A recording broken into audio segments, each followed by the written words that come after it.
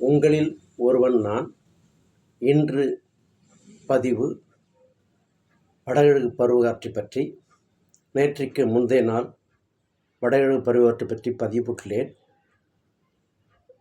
நான் ஒரு 30 ஆண்டுகள் கணக்குகளை வைத்து உங்களிடம் பதிவிட உள்ளேன்.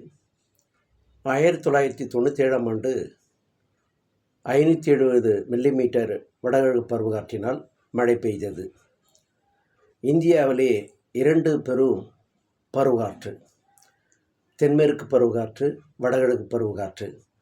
இந்தியா முழுவதும் 82% பகுதி மழையாக உள்ளது. தமிழகம், ஆந்திர பிரதேசம், குறிப்பாக தமிழகம் மட்டும் வடகிழக்கு பருவகாற்றினால் 50% மேல் மழை பெய்யும் பகுதியாக உள்ளது. இப்போதுதான் இந்த ஆரம்பம் உள்ளது வடகிழக்கு பருவகாற்று. இந்த சூழ்நிலையில் 1997ஆம் ஆண்டு 570 மில்லிமீட்டரும், 2005ஆம் ஆண்டு 490 மில்லிமீட்டரும், 2015ஆம் ஆண்டு கிட்டத்தட்ட 510 மில்லிமீட்டருக்கு மேலே மழை பெய்தது. முடிச்சூர் எல்லாம் பாதிக்கப்பட்ட பகுதி. இந்த ஆண்டும் அதே நிலைமை நீடிக்க உள்ளது. இந்த ஆண்டு நீடிக்க உள்ளது என்ன காரணம் என்றால், முதல் சைக்ளோன் டிப்ரெஷன் ஃபார்ம் ஆயிடுச்சு பே ஆஃப் பெங்காலில் நேற்றுக்கு முந்தைய தினம். அது குறைந்த தாழ்வழுத்த மண்டலம், பிறகு தீவிர தாழ்வழுத்த மண்டலமாக நேற்று மாறியது. இன்று என்ன கணிப்பு என்றால், தாழ்வு மண்டலமாக மாறும், அதன் பிறகுதான் 3வது தாழ்வு மண்டலம் 4வது சைக்ளோனாக மாறும், புயலாக மாறும். தாழ்வு மண்டலம் மாறாமலே அது கரையை கடக்க நகர்ந்து வருகின்றது. இதனால் அதிக மழைப்பொழிவு வடகடலோர மாவட்டங்களில் பெய்வதற்கு வாய்ப்பு உள்ளது. அதுக்கு அடுத்தபடியில் ஒரு 2 or 3 டேஸில் திரும்பவும் ஒரு புயல் பே ஆஃப் பெங்காலில் ஃபார்ம் ஆகிறதுக்கு வாய்ப்புகள் உள்ளது. ஆக்சுவலாக சைக்ளோன் என்றால் centre of low pressure surrounded by high pressure in all side in spiral motion. இந்த தரக்காற்றும் கடல் காற்றும் மூவ் ஆகும்போது pressure centre of low pressure, சென்டரில் சுற்றி low pressure, surrounded by high pressure. The winds will come from high pressure to low pressure in center of low pressure area. இந்த மூமெண்ட்டில் based on the diameter, எவ்வளோ diameter அந்த cyclone form ஆகுது, அந்த டயாமீட்டரில் circulation ஆகுது, அதை பொறுத்து தான் காற்றுடைய திசை மாறும். வடக்கு நோக்கி நகர்றதா அல்லது வடமேற்கு நோக்கி நடக்கிறதா அப்படின்னு சொல்ல முடியும். அந்த சூழலுக்கு தகுந்த சூழ்நிலை இப்போ இல்லாமல் அது வெறும் தீவிர தாழ்த்தெழுத்து மண்டலமாகவே அப்படியே கடையை கறக்கிறதுக்கு வந்து கொண்டு இருக்கிறது. நாளை காலையிலையோ அல்லது நாளை 10 மணிக்குள்ளேயோ வடகடலோர மாவட்டத்தில் புதுச்சேரிக்கும் நெல்லூருக்கு இடையிலே இது கிராஸ் ஆகிறதுக்கு வாய்ப்புகள் உண்டு. இந்த சமயத்திலே எந்த அளவு வாட்டரை கொண்டு வருகின்றதோ கடலில், அதுக்கு தகுந்த மாதிரி மழையே பெய்யும். இது ஒரு கருத்து. இதற்கு அடுத்தது வரும். இதுதான் இயல்பானது. இந்த பருவகாற்று இந்த அளவுக்கு முடிச்சூர், நேற்று கூட கொடுங்கையூர், சம் ஆஃப் தி ஏரியாவில் தண்ணி நிற்கிறது, மக்கள் பாதிக்கப்படுறதை பார்ப்போம். இதற்கு என்ன காரணம் என்றால், 1975ஆம் ஆண்டு அன்றைய முதலமைச்சராக இருந்தவர் கருணாநிதி ஃபஸ்ட்டு மாஸ் பிளான் அப்படின்னு ஒரு பிளான் ஸ்டார்ட் பண்ணார்.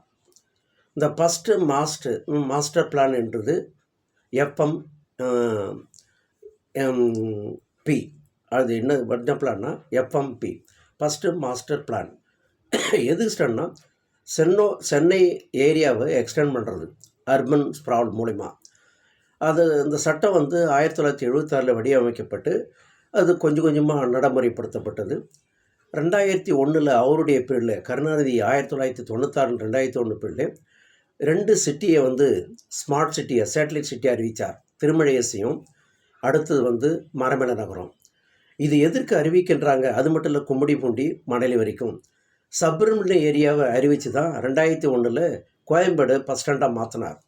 இது போல் வரும்போது அரசியலில் ஈடுபட்டவங்களுக்கு ஒரு பலன் இருக்கும், நிறைய பணம் வச்சிருக்கிறவங்களுக்கு ஒரு பலனாக இருக்கும். இதை போல் எக்ஸ்டெண்ட் ஆகும்போது இண்டஸ்ட்ரியோ அல்லது கார் தொழிற்சாலையோ, இருக்காட்டுங்கோட்டை, அதை போல் 2004-05 தான் ஒண்டாய் கார் வந்தது. இதுபோல் ஏரியை எக்ஸ்டெண்ட் பண்ணும்போது என்ன ஆச்சுன்னா, ஆக்சுவலி வடார்காடு மாவட்டம் மிகப்பெரிய ஒரு ஏரி மாவட்டம். முன்ன சவுத்தர்காடு, வடார்காடு, நார்த்தர்காடு, சவுத்தர்காடு என்று 2 மாவட்டம் இருந்தது. வடார்காட்டு மாவட்டத்தில் செங்கற்பட்டு, அரக்கோணம், திருவள்ளூர், காஞ்சிபுரம் எல்லாம் சேர்ந்தது தான். இந்த ஏரி மாவட்டத்தை மாற்றி என்ன ஆச்சுன்னா 500 ஏரி கூட கிடையாது. எந்த அளவுக்கு இந்த ஸ்மார்ட் சிட்டி அர்பன் ஸ்ப்ராவல் கொண்டு வந்தாங்களோ, இந்த ஃபஸ்ட்டு மாஸ்டர் பிளான் 1975 அவன் 76 அப்ரூவல் பண்ணது, திரும்ப கண்டினியூ பண்ணி அர்பன் ஏரியாவை அந்த சேட்டலைட் சிட்டாக மாற்றுறது, திருமழிசையும் மரமலை நகரம். என்ன ஆச்சுன்னா இண்டஸ்ட்ரி கொண்டு வரணும், வேலைவாய்ப்பு கொடுக்கணும் அப்படின்ட்டு நிறைய அக்ரிகல்ச்சர் ஏரியாலாம் இது பண்ண ஆரம்பித்தாங்க. அப்போது அரசியலில் நிறைய இப்போ சம்பாதிச்சவங்க என்ன பண்ணாங்க, இன்ஜினியரிங் காலேஜஸ்ஸு, நிறைய மெடிக்கல் காலேஜஸ்ஸு இதை போல் ஆக்குபேஷன் பண்ணிட்டாங்க. இப்போ ஸ்ரீபெரும்புதூர் வரைக்கும், இந்த பக்கம் கும்மிடிப்பூண்டி வரைக்கும், இந்த பக்கம் தாம்பரம் தாண்டி இதில் பண்ணும்போது என்ன ஆகும், விவசாய லேண்டு பாதிக்கப்பட்டது, ஏரியா இல்லை. இப்போ ஏரியெல்லாம் ஈவன் இப்போ கூட ராஜேந்திர சோழன் கட்டப்பட்டதை அந்த 1000 ஆண்டுகளுக்கு நரேந்திர மோடி பாரத பிரதமர் வென்று சென்றார். அது எடப்பாடி பேரில் குடிமராமத்து பண்ணின்னு ஒரு சிறப்பான பண்ணினார். இன்றைக்கி 500 ஏரி கூட கிடையாது. எல்லா ஏரியும் தூர் வரப்படலை. நேற்று பார்த்தீங்கன்னா செம்பரம்பாக்கம் ஏரியை திறந்து விட்டுருக்காங்க. இப்படி இருக்கும்போது ஏரிகள் ஒரு குறிப்பிட்ட ஏரி தான் இருக்குது. தண்ணி பெஞ்சால் எங்கே போகும், வீட்டுக்குள்ளே தான் வரும். எல்லாருமே அப்பார்ட்மெண்ட்டு போட்டு கம்பெனியில் அங்கேயும் வேலை கிடச்சதும் ஜாயின் பண்ணி வீடை வாங்கிட்டாங்க. இப்போ வீடை வாங்கி இன்ஸ்டால்மெண்ட் கட்டிகிட்டு இருக்காங்க. இந்த 3 மாதம் அவங்க படாத பாடுபடணும். ஏன்னா ஏரி உள்ள பகுதி கண்டிப்பாக ஏரி தண்ணி தான் வரதான் செய்யும். ஏன்னா லேண்டு பரப்பு மேற்குலேருந்து கிழக்காக உள்ளது. இது கடலில் யூஸ் பண்ண அந்த தண்ணி யூஸ் பண்ணதான் கடலை போய் சேருது. அதுக்கு ஏரியும் கிடையாது. இதுக்கெல்லாம் யாருன்னும் அரசு செஞ்சவங்க தான். அது குறிப்பாக திராவிட முன்னேற்ற கழகம் தான் இந்த ஸ்கீமை கொண்டு வரப்பட்டது. அர்பன் ஸ்ப்ரா நகர்ப்புற வளர்ச்சின்னு சொல்லி கோயம்பேடு மார்க்கெட்டும் அவர் தான் கொண்டு வந்தார். இப்போ கூட காஞ்சிபுரம் பக்கத்தில் ஏர்போர்ட் இல்லை. அது சீமான் அவர்கள் அடிக்கடி எதிர்த்துருக்கார். இதெல்லாம் பார்த்தீங்கன்னா நிறைய எதிர்க்கட்சி எதிர்க்கிறாங்க. சீமான் ரொம்ப பயங்கரமாக எதிர்க்கிறார். இது ஏன் காரணம்னா அந்த விவசாய நிலங்கள் பாதிக்கப்படும் இல்லாத அவங்களோட வாழ்வாதாரம் போயிடும். அந்த இடத்துல ரியல் எஸ்டேட் போட்டு எல்லாம் அப்பார்ட்மெண்ட்டை ஏற்றி பில்டிங் கொண்டு பசைக்கான சம்பாரிச்சிடுவான். அப்போ ஏழ்மை மக்கள் என்ன பண்ண முடியும்? அவங்களுடைய இந்த சூழ்நிலை தான். மக்களே, நான் உங்களுக்கு சொல்வது நம் உடைமைகளையும் நம் குழந்தைகளையும் நம்மளுடைய இருக்கக்கூடிய பெரியோர்களையும் பாதுகாப்பது நம்முடைய கடமையாகும்.